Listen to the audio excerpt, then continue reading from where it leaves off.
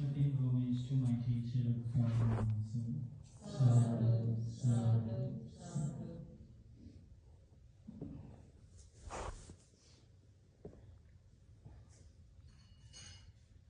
Today you practice loving kindness meditation, breathing meditation,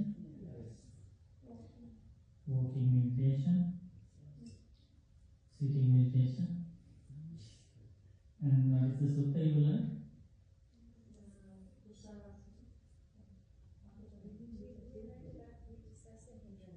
Hindrances. You learn a lot about hindrances. Akusala Rasi Sutta. Why do we have to learn a lot about hindrances? Huh? Because hindrances are always with us. And they are friends or enemies? They are enemies. They are a pile of hormonal sons, right?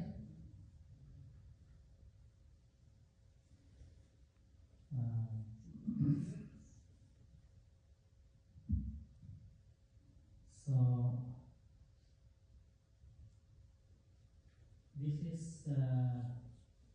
also a very insightful discourse. This is mainly about meditation, about jhanas, about different feelings associated with different jhanas, different meditative absorptions. Okay, let's try to understand this.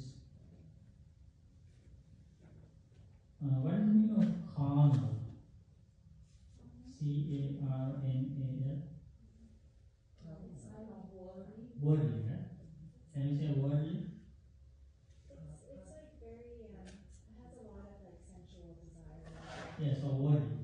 Yeah. You say worldly. Okay, so that teaches monks, there is worldly rapture. Okay? Let's try to remember. There is worldly rapture. There is spiritual rapture.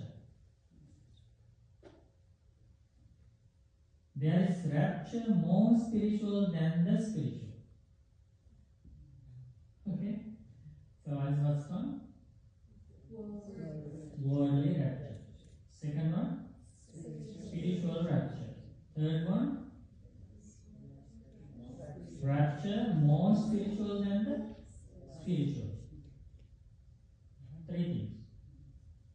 And then Buddha teaches there is worldly happiness. Before we learn worldly rapture. Now worldly happiness. There is worldly happiness. There is spiritual happiness. There is happiness more spiritual than the spiritual. How many there? Three. Okay. So what is the first set of three? Worldly rapture. Spiritual rapture. Rapture more spiritual than the spiritual. Second set of three. Worldly happiness. Spiritual happiness. Happiness more spiritual than the spiritual. Okay, third set of three. There is worldly equanimity. There is spiritual equanimity. There is equanimity more spiritual than the spiritual. What is the last set? Worldly equanimity. Spiritual equanimity. Equanimity more spiritual than the spiritual. Okay? Three sets. The fourth set. There is worldly liberation. There is spiritual liberation. There is liberation more spiritual than the spiritual. Very subtle, eh? Very deep insight. Very profound. Only an enlightened one can realize and describe. Right? So what is the fourth set? Worldly liberation, Spiritual liberation, liberation, liberation more spiritual than the spiritual. spiritual. How many sets of threes? 4. 4 sets of threes. Then Buddha teaches, Buddha elaborates each one of them.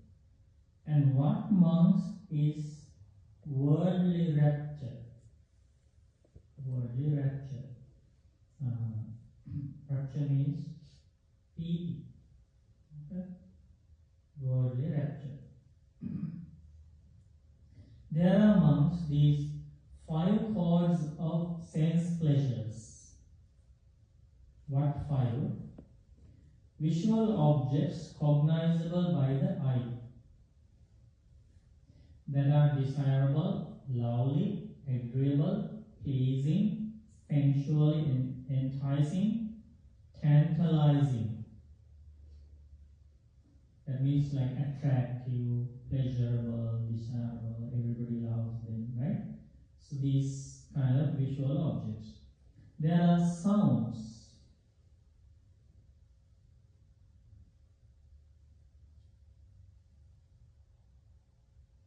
Cognizable by the ear. There are odors cognizable by the nose.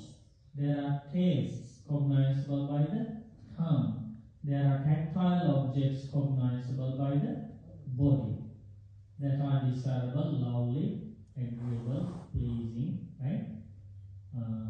So these are called 5 chords of sense pleasures, because these pleasures enter the life through the 5 senses: eye, ear, nose, tongue, and body.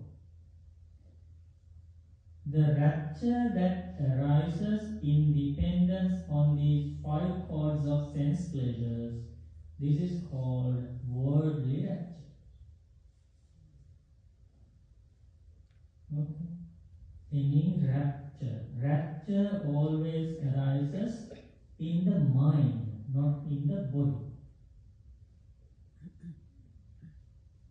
So any happy feeling, but to understand better, we always use the word rapture, okay? We can say happiness also, but we say rapture here, because this is a kind of a sequence of happiness. So we have used the different translations to match to the Pali words exactly used by the Blessed One.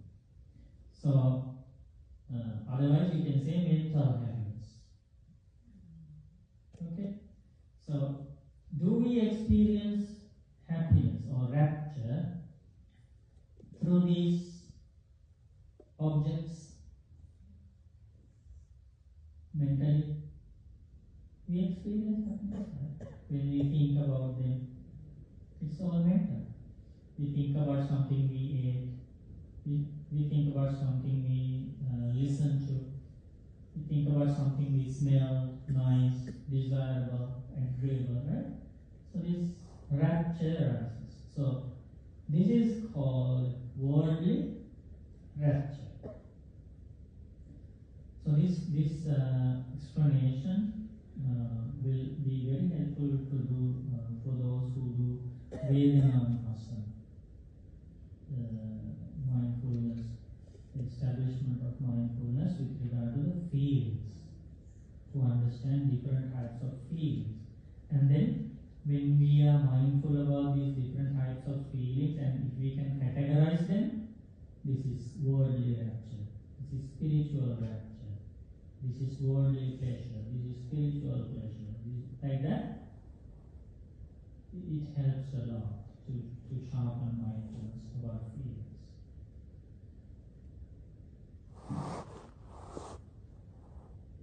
So that is the first set,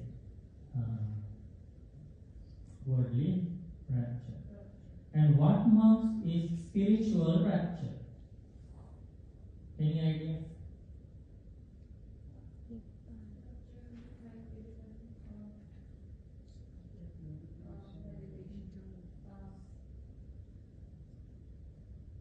Yes, definitely from meditation, but do you have any specific meditations? Examples for spiritual rapture. Because Buddha has given here a specific answer. You can get this from loving kindness. Jhana. Also from Buddha answer. Also from reading meditation. Jhana. When you reach jhana, Very, very close to the answer.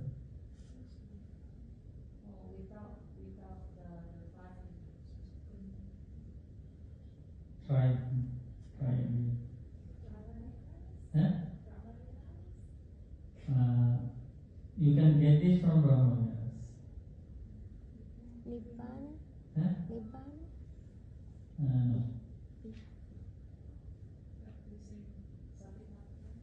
So now you understand you have to participate more in this. Right? You have to join more Dhamma classes. Otherwise some people think, now we know a lot. I know everything, so I don't need classes now, I can do my own. They misunderstand.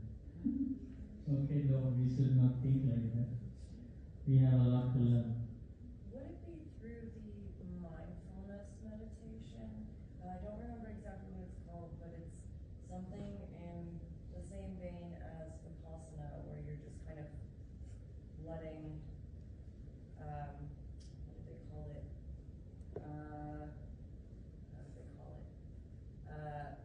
Worldly phenomena and bodily phenomena coming and going, like What's the phenomena is the translation for feelings, feelings? sensations. What the feelings? So sensation. So like, I guess what I'm saying is, would it come? You're talking about the spiritual aspect. This is right? spiritual rapture. Yes. So would that happen from? Definitely from meditation. From meditation. That's what I'm saying. So in the meditation. In the meditation. By just observing things coming and going without actually attaching to them in any way. Nothing to do with vipassana.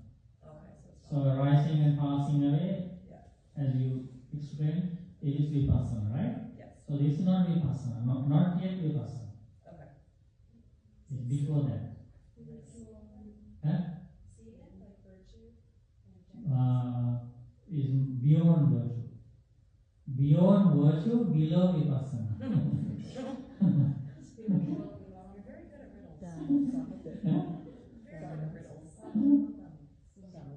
Huh? It is samatha, but very specific. Okay? Okay, here. That is. What is spiritual rapture? So when you understand what I am experiencing, then you can categorize correctly. We should not categorize wrongly. Let's say we experience some people, due to lack of knowledge of the Dhamma, they categorize things in the wrong way. For example, there were very good meditators in the past, even in the Buddha's time, before Buddha attained enlightenment also, when they experienced some very higher jhanas, they categorized it as Nibbana. Wrong. It's not Nibbana, it's jhana. But they said they have attained liberation. This is the end. This is the end of suffering. Nothing more to achieve. And because of that, they lost the opportunity to achieve growth in the path, because they have overestimated themselves. Devadatta also did like that. He attained jhanas and he thought, I have completed my path. Buddha said, one of the reasons why Devadatta declined, one reason is he associated with friends with bad qualities, right? Pavamita. And the second one is he was obsessed by gains and praises, labha sankhara. And the third one is when he should have like further developed the path, he should have developed the path further, but he overestimated himself that he had attained everything. Buddha said those three things led to his decline. So it happens to meditators. So it is very important to categorize what we experience in the right way. Okay, here spiritual rapture only from the Buddha's knowledge. Okay, that's why we go for refuge to the Buddha. Buddha has this profound understanding that realizes every part of every feeling. Whatever feelings experienced by humans, by devas, by animals, by beings in the lower realms, that has been realized by the Buddha and categorized in the right place. Amazing wisdom. Are you ready to learn about spiritual rapture? Here, secluded from sense pleasures, that means they have avoided sense pleasures, secluded from unwholesome states, they have suppressed greed, hatred, delusion, the major unwholesome qualities of the mind. A monk enters and dwells in the first jhana, which is accompanied by seclusion. Okay, he first comes to the first jhana. With the subsiding of thought and examination, he enters and dwells in the second jhana. You know the difference between first jhana and second jhana? So yesterday, day before yesterday, somebody asked me, how do I know that I have come to the jhanas? And then I explained this one. I said when you attain the first jhana, these are the things you experience. You experience the unification of mind, you feel rapture in the mind, and you feel bodily pleasure. Your mind is concentrated, it's not wandering. Okay? But that concentration is kind of there is some gross nature for that concentration, because your mind wanders and then you bring it back. So there is some effort associated with the maintenance of that concentration. Okay? So when I said that, he said, oh no, I haven't achieved that. So when you learn the description, you can see for within yourself, you can apply the teaching to your practice, and then you can realize. And then he clearly realized he has not developed for the jhana yet. And he was very honest about it. So why we can understand like that easily is because the Dhamma is very well expounded, clearly explained. Okay? And now when you go from first jhana to second jhana, so first jhana can be achieved through breathing meditation, loving kindness meditation, Buddhanussati meditation, walking meditation, right? If you can stay with your meditation object without getting distracted, and you are happy, you have a very happy mind because your effort has been successful, and your mind does not ask you to go and enjoy the sense pleasures anymore at that time, because you are fully satisfied inside with the meditative bliss. You experience a higher kind of happiness. So you are very contented.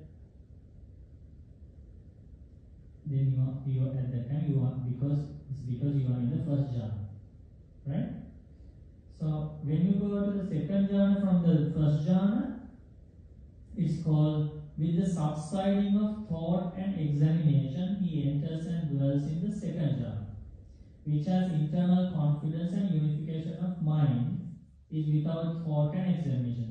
So when you go from first jhana to second jhana, that deliberate effort that you had in the first jhana to maintain that concentration, that's becoming weaker and weaker, and instead of that deliberate effort, now you have a very easy flow with your meditation. That means your concentration is stronger. You don't need to make repeated effort to bring your mindfulness back to the meditation. You can easily stay in that meditation, and the meditation object stays with your mind very easily. That is the second jhana. So that is bhante, like fully concentrated. yeah, that's a very advanced level of concentration.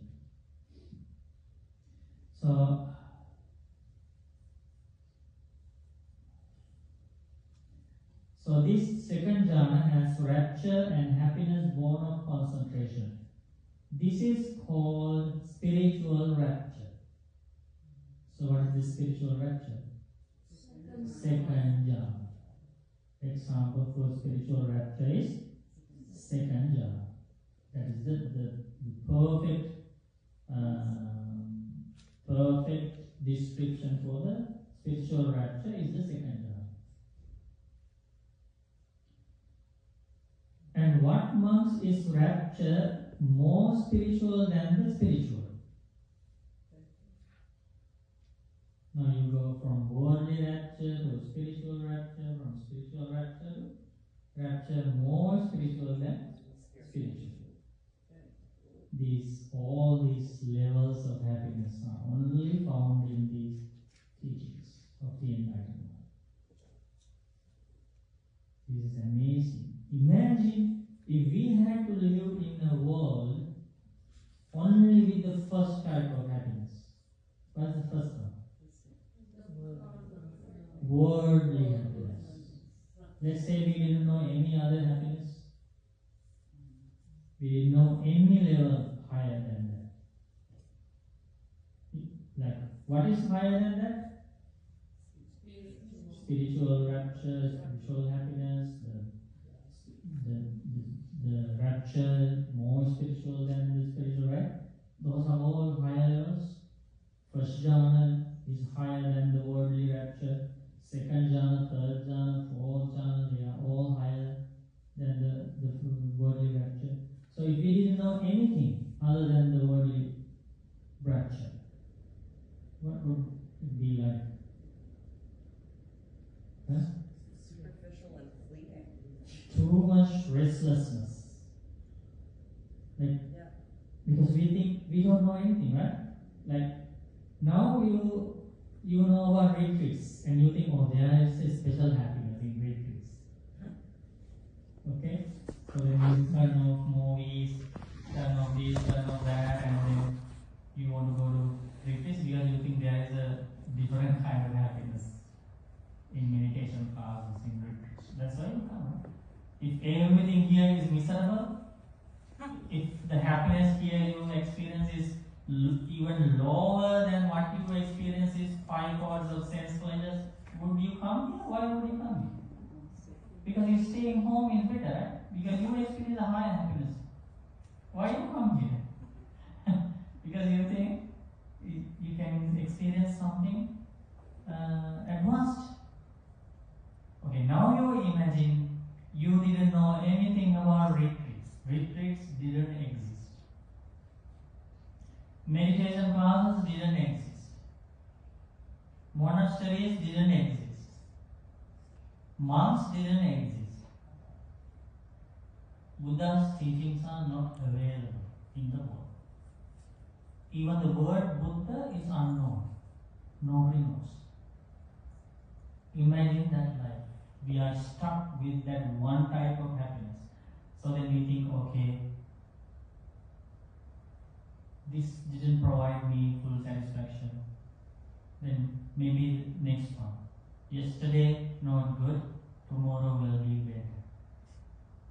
we go this endless chase, struggle with sense pleasures, one after another, one after another.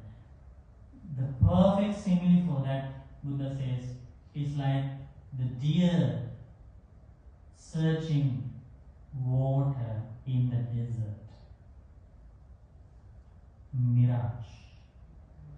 The deer sees mirage in the desert. Looks like water, like a river flowing.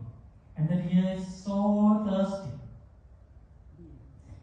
Right? Running miles and miles in the desert for the same purpose, to find some water.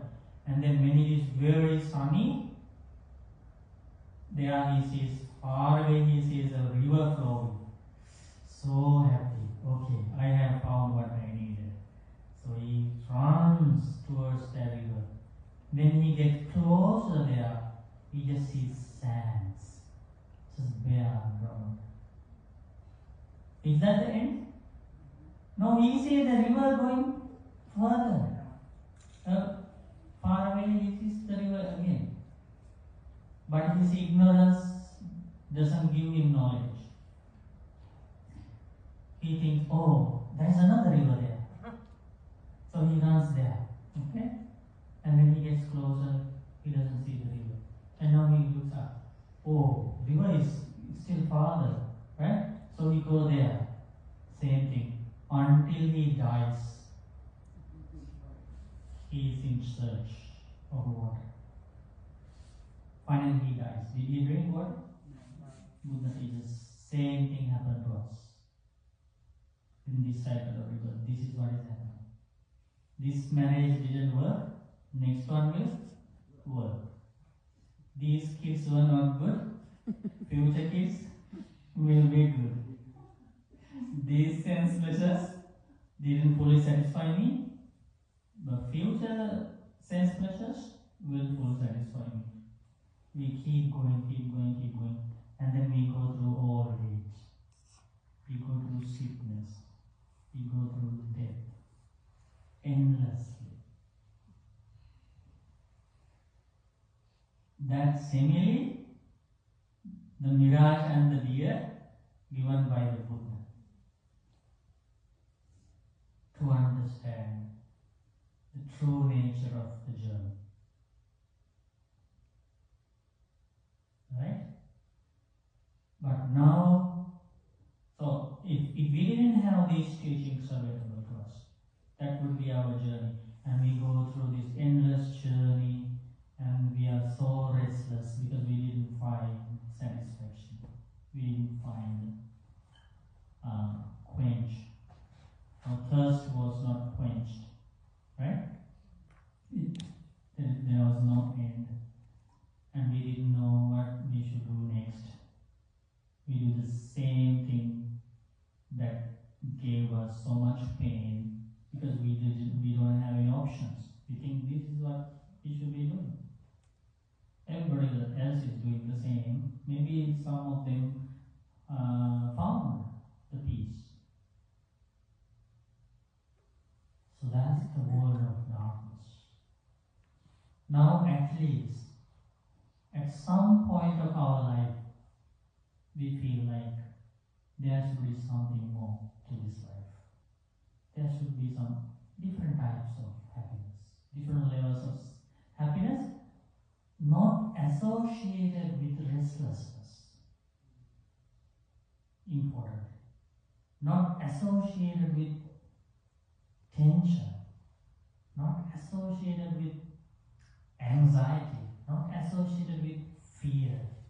You know, all these other worldly pleasures, they are associated with restlessness, anxiety, fear, right? Jealousy. See that? But when these teachings are available, at least if we get like a glimpse of the teachings, maybe we are stuck in the sense pleasures for the most part of our life. At least there may be some, even like fewer times in our life, we might pause and think. There may be advanced levels of happiness than what I am experiencing. So there may be true peace in there, true happiness in there.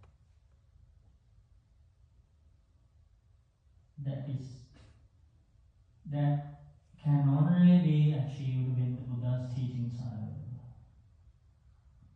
But when we journey through this samsara, this cycle, we won't go through those kind of time periods easily. No. That's why if we miss this opportunity, we don't know when we are going to come across these kind of insightful teachings again. We don't know. Then we will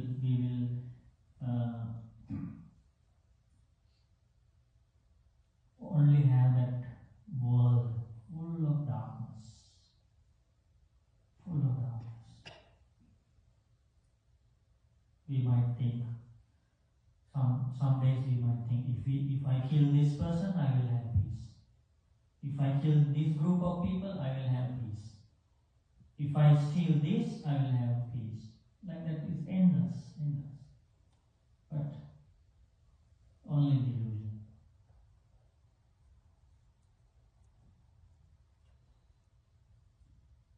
Okay. So now, what is the rapture more spiritual than the spiritual rapture? When a monk whose defilements are destroyed reveals his mind liberated from desires, liberated from hatred, liberated from delusion, there arises rapture. This is called rapture, more spiritual than the spiritual. Wow, this is a really good one. Because some people think when you attain enlightenment, you become like dull, like nothing, no desires. What is like? It's like you don't enjoy this, you don't enjoy that, like the lay people enjoy. So what is the happiness in their enlightened life? Some people ask. You don't have wives, you don't have husband, you don't have kids, you don't have money. What is life this? It's a miserable life. Some people say to us. But this is a very good example. Buddha teaches when somebody has attained enlightenment, at some occasions in their life, what's the word used here? They review their mind, and when they review, they cognize that my mind is liberated from all desires. My mind is liberated from all hatred. My mind is liberated from all delusion. When that contemplation happens, a rapture arises. And that rapture is called the rapture more spiritual than the spiritual. What is the spiritual rapture? The rapture in the second chapter. Now the rapture in the enlightened one's mind is more happier, right? More spiritual than the spiritual rapture. Now do you think enlightened ones are not happy? We cannot think like that now, right? When how do we become happy? How do ordinary people become happy?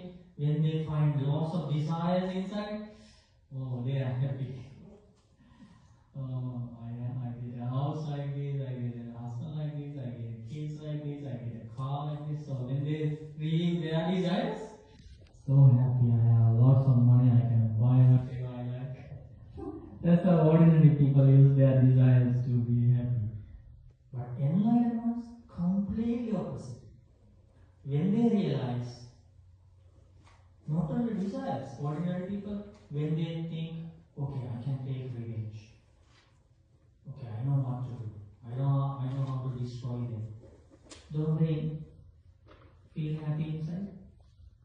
The ordinary people find happiness inside even because of hatred.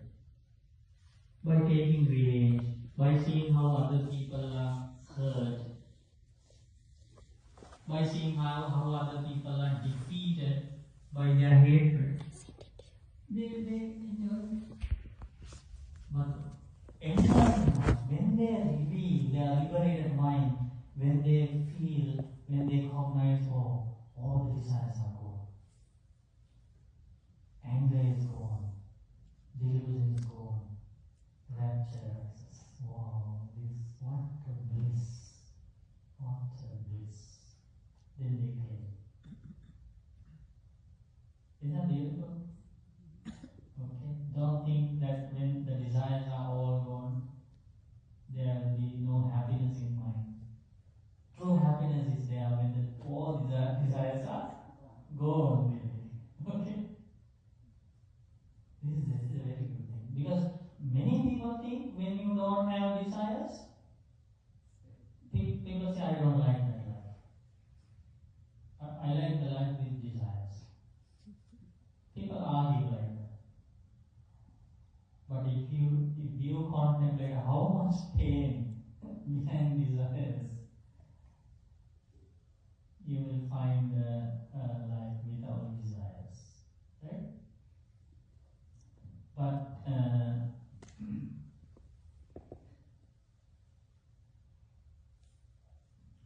But this is enlightenment.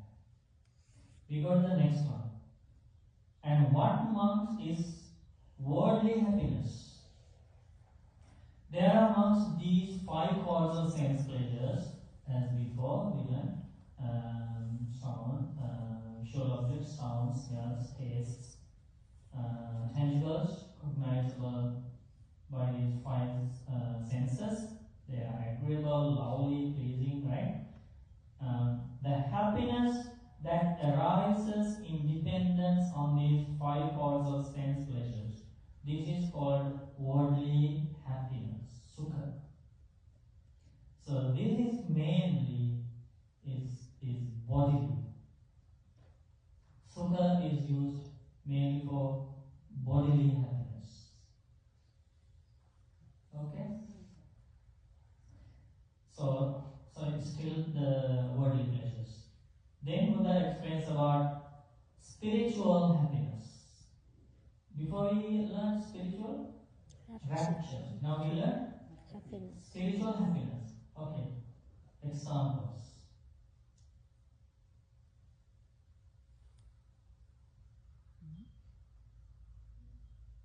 Spiritual happiness. Yeah. Wow. Okay. Here, monks, secluded from sense pleasures, secluded from unwholesome qualities, the monk enters and dwells in the first jhana, which is accompanied by thought and examination with rapture and happiness born of seclusion. Then the monk enters and dwells in the second jhana. Remember second jhana? With the subsiding of thought and examination, he enters and dwells in the second jhana, which is internal confidence and unification of mind, is without thought and examination, and has rapture and happiness born of concentration. That's the second jhana. With the fading away as well of rapture, he dwells equanimous and mindful and clearly comprehending. He experiences happiness with the body. He enters and dwells in the third jhana, of which the noble ones declare, he is equanimous, mindful, one who dwells happily. This is called spiritual happiness.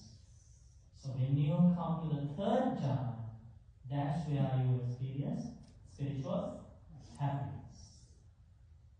Different levels of happiness. In the initial level, it's called rapture. When it goes to advanced level, it's called spiritual happiness. So, from first jhana, so now it goes to second jhana, fast, and then third jhana. what marks is happiness more spiritual than the spiritual? When a monk whose defilements are destroyed reveals or reflects his mind, liberated from desire, liberated from hatred, liberated from delusion, there arises happiness. So first rapture arose, now happiness arose. This is called happiness more spiritual than the spiritual. So in the enlightened one's life, rapture arises, happiness arises. But nothing is connected with sense pleasures. Nothing is connected with sense pleasures. Oh, it's so difficult to let go of these worldly pleasures, right? So difficult.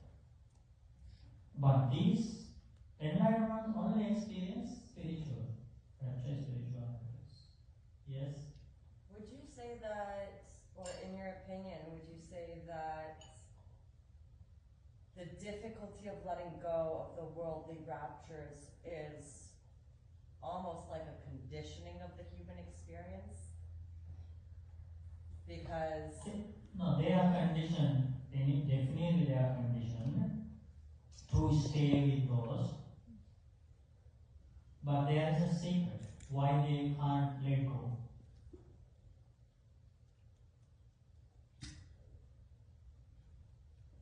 This is the secret. I think we're saying the same thing. I think I'm Yeah. asking you what that secret is. Yeah, the secret is, this is the secret, okay? Let's say we eat something, a plate of food, and we think this is the only and the most delicious food exists in the world.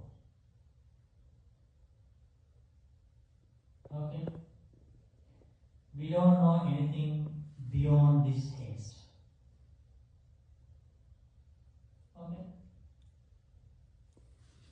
This is the only taste we experience when we are hungry.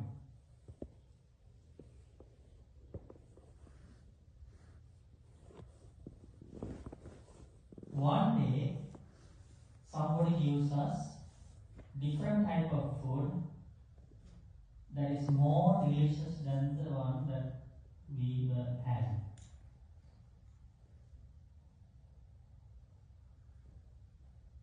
If we have enough money, what would we buy every time? First type of food or second one? Why would we go to a lower taste, right? So we always buy the delicious one. Buddha taught the same thing one day. As long as we have not experienced the bliss of meditation, bliss of jhanas,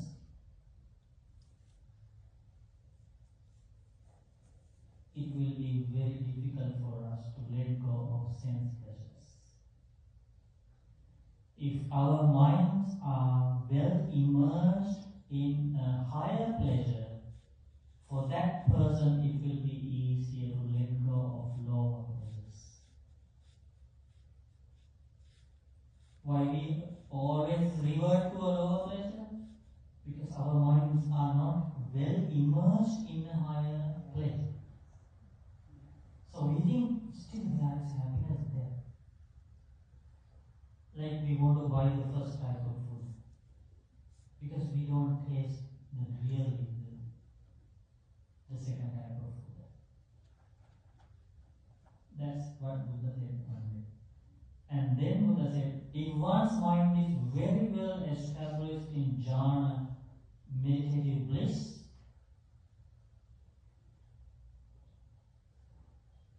then their mind will not revert to the lower pleasure. That's the secret. Now you know the secret. Now, if you are afraid to go to the lower level because you are exhausted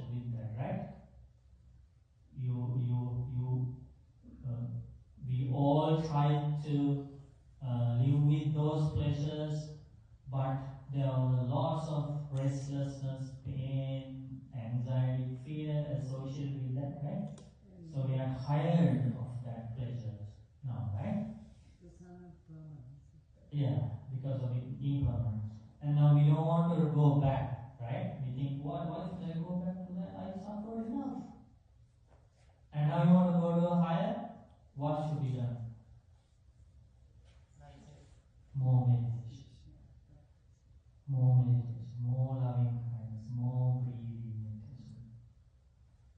More jhana practice. So you want to encourage the retreat organizers to organize more retreat in the future? With you, Bhante. So that is the secret. The mind should be trained more and more and more to experience a higher kind of happiness. Okay. So that's spiritual happiness. And what monks is the worldly equanimity. There are monks, those 5 chords of sense pleasures, the forms, sounds, smells, tastes, tangibles, agreeable, lovely, pleasing. The equanimity that arises in dependence on these 5 chords of sense pleasure, this is called worldly equanimity. So with these worldly pleasures, 3 things arise. Worldly rapture arises. What is the second one? Happiness. Worldly pleasure, worldly happiness arises, and worldly Equanimity. equanimity arises. Very powerful. Okay, can you give an example of a worldly equanimity? Okay, in your life, let's say you have not immersed into a meditation all the time during the day. Okay? During the day, you are not in a deep meditation every time. So then what do you have in your life? Only 2 feelings or 3 feelings? 3. Tell me. If you are not in deep meditation, okay, that's put aside. Are you left with happy feelings and painful feelings, or are you left with happy feelings, painful feelings, and neutral feelings? Huh? 3 feelings. You are left with 3 feelings. Otherwise, you will be left with only 2 feelings, either happiness or sadness. That means when you buy a new car, so happy. When you watch a movie, so happy. Right? When you go to a restaurant, have lunch, have dinner, so happy. Okay, that's one part of your life. And then one of your loved ones passed away. You receive the call. So sad. One of your pets died. So sad. And you only receive insults from the husband or wife or friends. Only painful feelings. Right? Is that your life? Or is there anything more? Only happiness, happy feeling, only painful feeling? There is one more. That's called neutral. And in this discourse, that neutral feeling is called equanimity. Which equanimity? Worldly equanimity. Is that clear? That's the same as the Adukkha Sukha. Yeah. Adukkha Sukha. Neither painful nor pleasure. Can you give like an everyday example of that? Like I understand what you're talking about it in terms of like a theoretical point right now, but I mean if something happened, like can you give an example of something happening that would Equanimity? be neutral? Yes. Equanimity? Yes, please. Okay. So look at this wall. What kind of feeling? Happy feeling, painful feeling, or equanimity? Like, That's an example.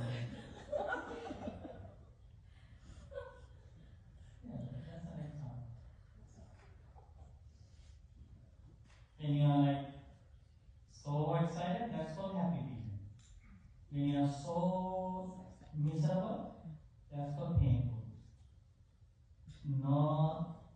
Not pleasure, not pain, but neutral. That's a third. Okay? So our whole life is around these three types of feelings. Can you believe? Everything is around these three. And now, when you enter a spiritual practice, those areas of feelings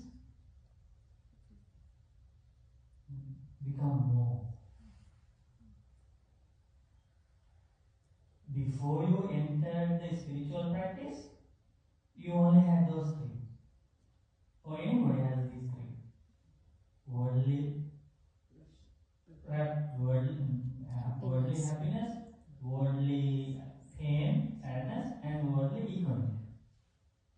You enter the spiritual path with the help of spiritual friends and with the help of listening to the Dhamma. And think about these different feelings you experience. A variety of different feelings. Spiritual rapture, spiritual happiness. Now we are going to learn spiritual equanimity. Word equanimity clear, right? Yes. Spiritual equanimity. And during meditation, let's say you are in silent meditation, and you can do this as a meditation. Like you observe your mind, you observe your body, and you try to be mindful of what kind of feeling am I experiencing now. Okay, now a worldly rapture, now a spiritual rapture arising due to these causes, and then the worldly, and then spiritual rapture. When it is disappearing, you are mindful now. Spiritual rapture is disappearing, and you can develop mindfulness very well. When you train your mind like that, it becomes a part of your day-to-day life. When you eat something, when you drink something, when you watch something, when you think something, every time you can use that contemplation, and your mindfulness will rapidly increase. And that is the seventh factor of the Noble Eightfold Path, right? Mindfulness.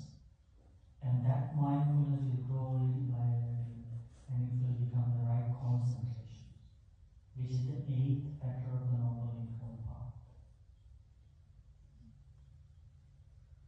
And when this right effort, right mindfulness, right concentration are well developed, you will get to see the arising and passing away of five aggregates of clinging, six sense bases, the four great elements, a whole realm of vipassana will be open to you. Then the fetters, the dasa samyojana, fetters of sakkaya ditthi, identity view, fetter of vicikiccha, fetter of doubt, fetter of meaningless rituals, practices, the fetter of sense desire, fetter of anger, fetter of all these fetters. There are 10 fetters. These fetters will be broken one by one. When these fetters are broken one by one, at the same time you attain the status of enlightenment. When the first three fetters are broken, at the same time you attain the first stage of enlightenment, stream entry. When the first three fetters are broken, and the sixth and the seventh, those two fetters are weakened, you attain the second stage of enlightenment. When the first five fetters are first three, and then the fourth and the fifth, okay? And then the first five are broken, you attain the third stage of enlightenment. When all the 10 fetters are broken, you attain the fourth stage of enlightenment.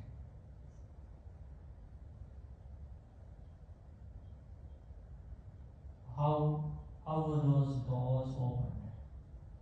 With right effort, right mindfulness, right concentration. Right? So these techniques of sharpening mindfulness are very helpful. Can you just think an ordinary person teach these things? Never. An ordinary person can even come close to this understanding. There should be an enlightened being, a Buddha. See how profound these things are? How clearly defined these levels? So now you learn, and then try to apply these things in your meditation. Yeah, and then if the mind is well developed, then you can apply these things to your day-to-day life. So this is, but in this sutta we all learn about mainly about happiness, right? But in other discourses, Buddha has taught us how to be mindful of painful side. This sutta has two, right?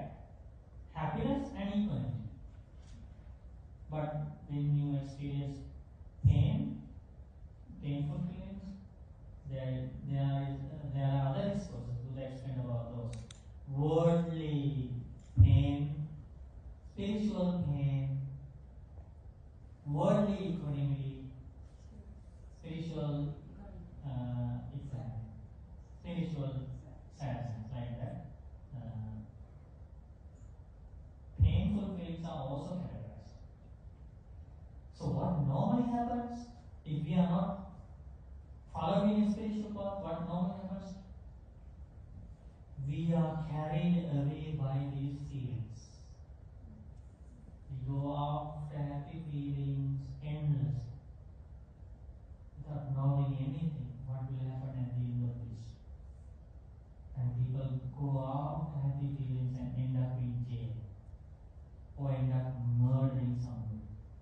And if you investigate the whole journey of that person who ended up murdering somebody, you will see it started with the delusion for a happy feeling. That is where the mindfulness should be injected. If that initial point, if that person had developed the mindfulness of feelings, he would be in a monastery than jail.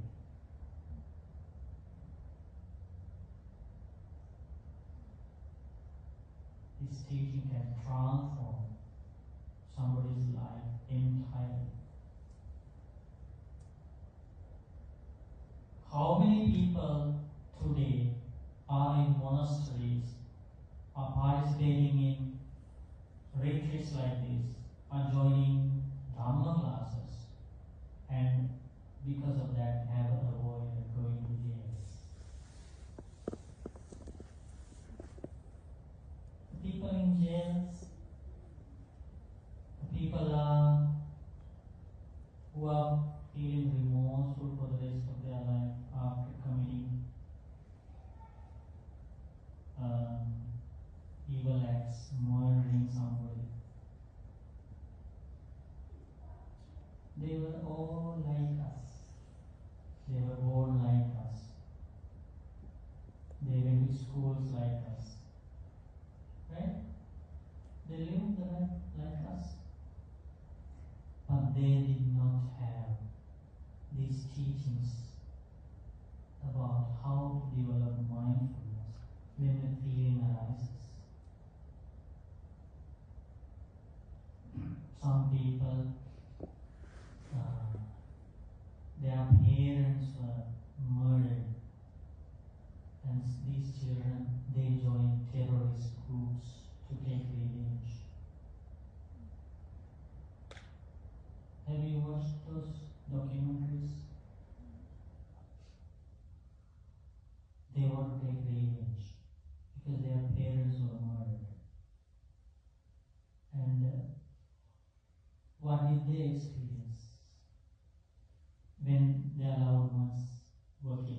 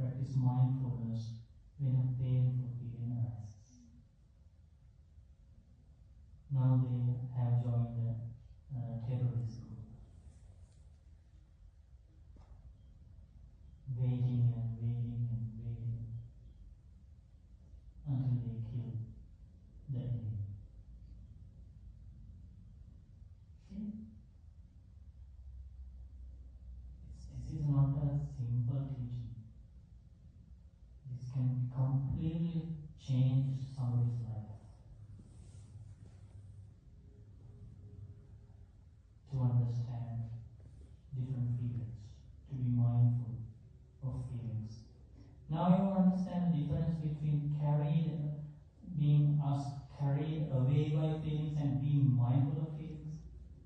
Completely two different paths. Completely two different paths.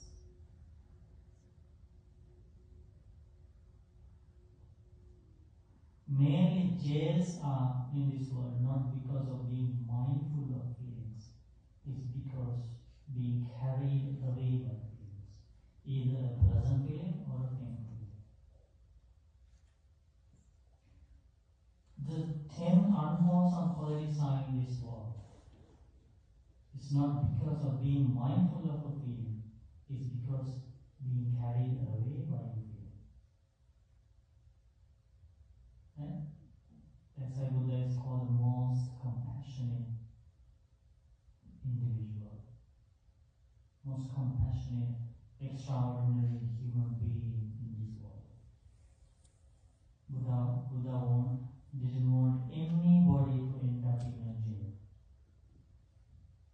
Buddha didn't want anybody to join a terrorist group. Buddha didn't want anybody to spend the time thinking about taking revenge. Buddha didn't want anybody to end up being reborn in hell, animal world, ghost world. Buddha wanted every being to live a happy, peaceful life here until they escape from this cycle of rebirth. Buddha wanted everybody to be in a safe place, in a happy place. That's why Buddha is called the most compassionate thing.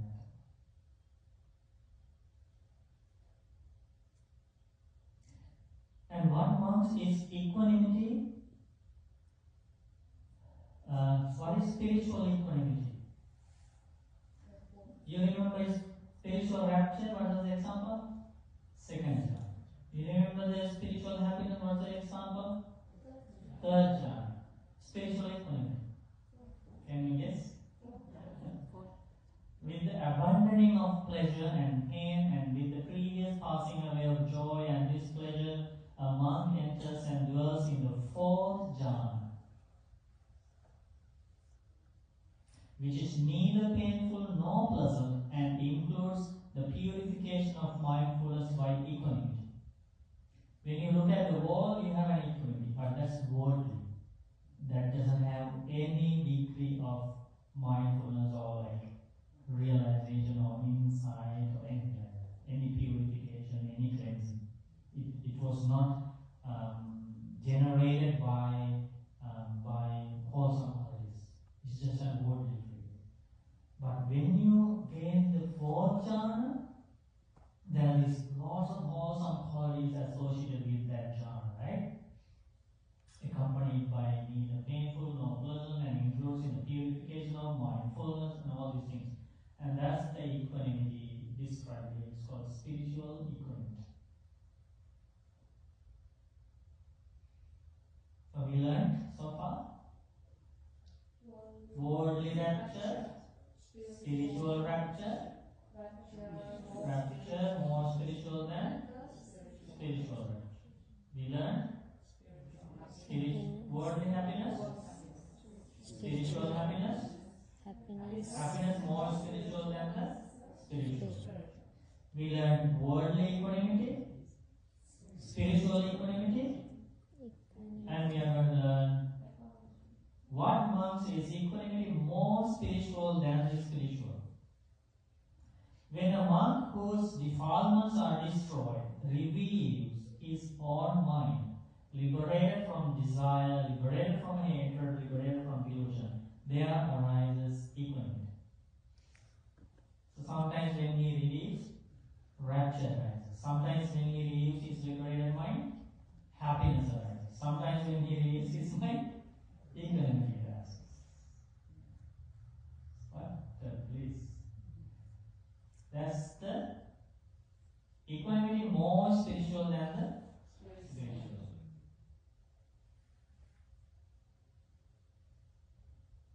And what marks is worldly liberation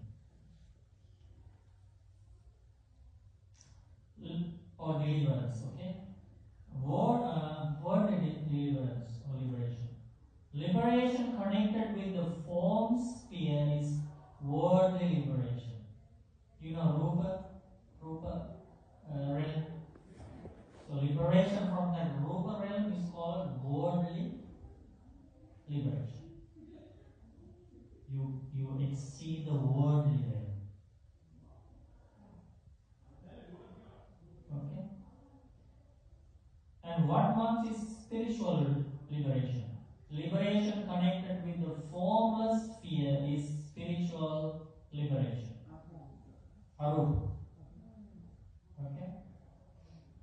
And what marks this liberation more spiritual than the spiritual? When a monk whose defilements are destroyed relieves his mind liberated from greed, hatred, and delusion, there arises liberation or deliverance. This is called deliverance more spiritual than the spiritual. Yes, sir. Can you reiterate the spiritual liberation one more time, and how, like, what does it mean when they say that it is connected to the formless sphere? So we have three types of spheres: Kamaloka, Rupaloka, Arupa. So first sphere is called sphere or realm. Okay, is called sense sphere. Sense sphere means all the worlds in the lower realms, human realm, heavenly realm. These realms are included in the Kama Loka, sense sphere. So when we accumulate karma through body, speech, and mind based on sense objects, that karma is generated to be ripened in a sense sphere. With that kind of karma, no one can be reborn in the form sphere or formless sphere. That karma will again and again bring the being to one of the realms included in the sense sphere, the worlds I mentioned before. Somebody achieves liberation from those spheres, sense spheres, and goes beyond those spheres by attaining the form sphere. So your karma is arranged based on form jhanas, not on sense objects. When you do loving kindness meditation, when you do breathing meditation, when you practice Buddha meditation, when you practice walking meditation, when you develop these meditations, what kind of karma is arranged? A karma that is to be ripened in sense realm or form realm.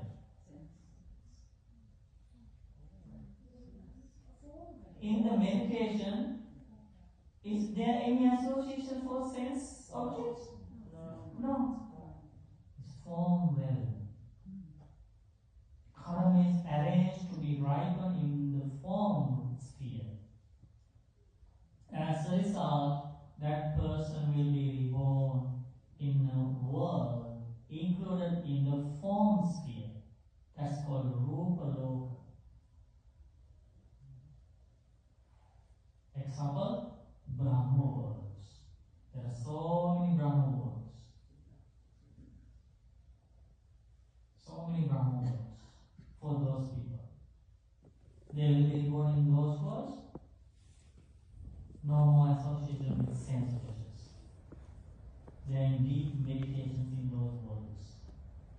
And you can attain Nibbana. You can attain Nibbana in those worlds too. So how do you fall from the form sphere back to the sense sphere? Is it because You go back. Yeah. So when you are If you are not a disciple of the Buddha but you still practice meditation, you have not entered the Noble Eightfold Path, but you will still practice some concentrations. So you develop that karma, right? To be like an informed realm. And your karma has a limited time there. When that karma is finished, you go back slower spheres. That doesn't happen for extreme entrance, right? That doesn't happen for the people who have attained the stages of enlightenment. They don't go, especially to the lower realms in the miserable realms, hell and world and kosha. Okay? And now you go beyond sense realms, you go beyond form realm, and you develop jhanas, arupa jhanas. They are called formless jhanas. There are four of them. They are not like we have first jhana, second jhana, fourth jhana, third jhana, fourth jhana. They are form jhanas. And when you go beyond, this is called, that's why liberation from liberation connected with formless sphere. The form sphere is the first the worldly universe, and then the liberation connected with formless sphere is spiritual universe. So that means that's the liberation going beyond formless. But now we are talking about going beyond form and going to achieving the formless.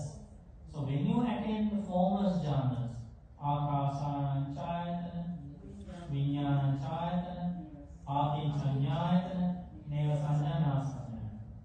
Those are formless jhanas, very subtle. They are extremely subtle, subtle than the first four jhanas.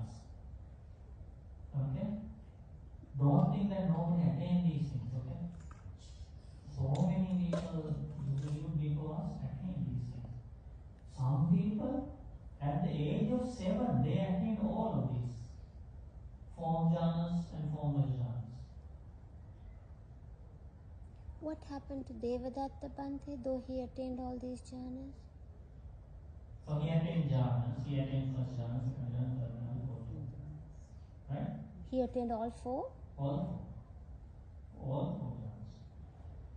But he was not at least on the path to extreme end. So he only attained jhanas. He didn't develop any vipassana knowledge. So he only had samatha. When he had samatha, that is the danger. He gave rise to an evil thought of killing an enlightened one. So now he had developed good karma with the jhanas. Suddenly he accumulated powerful bad karma, and that went beyond this jhana karma. And this karma destroyed this karma. The moment he gave rise to a thought of killing the Buddha, this jhana, all the four jhanas disappeared from his mind. He couldn't emerge to any of those jhanas from that moment on. But So he just lived like an ordinary monk. But someone as bad as Devadatta can also attain all four jhanas. No, before he was good. Okay. He was virtuous, he was keeping precepts. He had lots of good karma coming from past lives. He had good karma. And then he generated, even Sariputta Bhante praised him before he became evil monk. He was good before. So as a good monk, he practiced precepts and he attained jhanas. But one day, due to the association of bad friends, he gave rise to this evil thought. Everything was finished. So until somebody attains the stages of enlightenment, they are in danger. Don't think jhanas are like stages of enlightenment. No. Only stages of enlightenment guarantees that you will not accumulate bad karma, especially to be born in the plane of misery. Jhanas don't guarantee. Okay?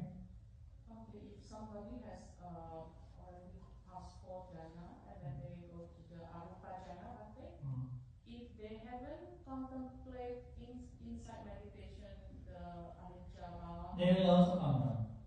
they won't. But there is also opportunity to contemplate that in the arupa jhana, bhante. Arupa world is only in some Arupa worlds, not like in Niraamisa Sutta world. Because one of the Buddha's teachers, Bodhisattva's teachers, not Buddha's teachers, Bodhisattva's teacher, he was born in one of those worlds, Arupa worlds, and Buddha realized that there is no possibility for them to communicate. Right? That Buddha was not able to communicate with those dharmas in those worlds. Because their meditation was so subtle, it cannot grasp the perceptions of sounds. Because has gone beyond all the perceptions. So they are like in a coma. Cannot feel anything. Then Bhante, it's better when we practicing in the rupa jhana, we also try at the same time to contemplate this. Yes, that's why we teach these suttas about 5 aggregates of clinging, 6 sense phases, dependent origination, 4 noble. Why do we teach? Because of this danger. We need both samatha and vipassana. Okay, so that's about going from sense sphere to form sphere, from form sphere to formless sphere. Nibbana is beyond all these spheres. Okay? Going beyond all these spheres, Nibbana is achieved. So, One short question. When we this whole worldly liberation is not like we don't really liberate yet unless we do the vipassana. yeah, what is the last one? Did I do it? The worldly liberation, Bhante did. I did, right? So I finished. But my question is, this is called worldly liberation. Does it also liberate us from the become enlightened? That's one. What we liberation is one jhana, right? Yeah. Yeah. What is going to liberate us is the liberation more spiritual than the spiritual. That's the liberation from greed, hatred, and illusion. That's the mind of the enlightenment. Right. Thank you, Bhante. And Nibbana is still beyond that. Nibbana is? And Nibbana is still beyond that. Yeah, that's Nibbana. Oh, okay. Yeah, the last one. I understand. Okay. Oh, very rare path, right? What a profound teaching. How many universities you should pass to learn this? Still you can. You go to every university in the world, you cannot get this knowledge. That's why to attain stages of enlightenment, you don't need to go to any university. Even farmers in India, very low caste people, untouchables, poor men and women, servant girls, attain stages of enlightenment. Ordinary education is one thing, knowledge of enlightenment is one thing. Very different. But I encourage you to go to university, okay? So you can be rich, you can help others, you can share some money with needy people. But at the same time, don't forget to learn Buddha's teachings. Yes?